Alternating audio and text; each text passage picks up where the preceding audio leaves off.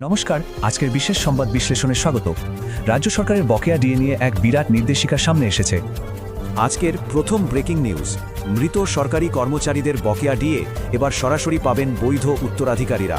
নবান্ন থেকে নির্দেশিকা জারি হয়েছে। দ্বিতীয় গুরুত্বপূর্ণ খবর, আটকে থাকা পেনশন ফের চালু করতে ডিজিটাল লাইফ সার্টিফিকেট জমা দেওয়া এখন একদম বাধ্যতামূলক। তৃতীয়ত, সকলের সুবিধার্থে রাজ্য অর্থ দপ্তরের তরফ থেকে একটি ডেডিকেটেড সরকারি হেল্পলাইন নম্বর আনুষ্ঠানিকভাবে চালু করা হয়েছে। সময়সীমাটা বেশ জরুরি। 1 আগস্ট 2008 থেকে 31 ডিসেম্বর 2019-এর মধ্যে মৃত কর্মচারীদের উত্তরাধিকারীরাই এই সুবিধার আওতায় পড়বেন।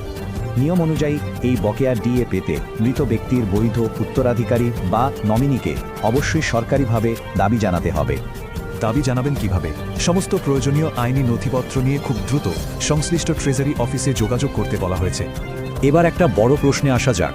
সাম্প্রতিক সময়ে এত মানুষের নিয়মিত পেনশন হঠাৎ করে বন্ধ হয়ে গেল কেন? অর্থ দপ্তর স্পষ্ট জানিয়েছে, শুধুমাত্র বার্ষিক লাইফ সার্টিফিকেট জমা না দেওয়ার কারণেই এই পেনশনগুলো স্থগিত হয়ে আছে। পেনশন পুনরায় চালু করতে অবিলম্বে নিজের ট্রেজারিতে সশরীরে অথবা অনলাইনে ডিজিটাল লাইফ সার্টিফিকেট আপলোড করতে হবে। যারা বর্তমানে ভিন রাজ্যে বা বিদেশে থাকেন, তাদের সুবিধার্থে অর্থ দপ্তর বেশ কিছু বিশেষ প্রশাসনিক ব্যবস্থাও গ্রহণ করেছে।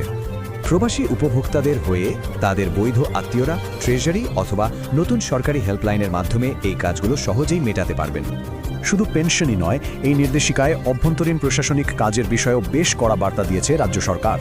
কর্মরত সমস্ত সরকারি কর্মচারীদের নিজেদের সার্ভিস বুক সংক্রান্ত যাবতীয় কাজ অবিলম্বে শেষ করার কড়া নির্দেশ দেওয়া হয়েছে। গোটা প্রক্রিয়া মসৃণ করতে অর্থ দপ্তরের হেল্পলাইন তো আছেই, এখানেই মিলবে পেনশন ও বকেয়া ডিএর সব সমাধান। এই বড় প্রশাসনিক পদক্ষেপে কি দীর্ঘ অপেক্ষার অবসান ঘটবে, নাকি লাল ফিতের ফাঁস রয়েই যাবে? সেটাই এখন দেখার।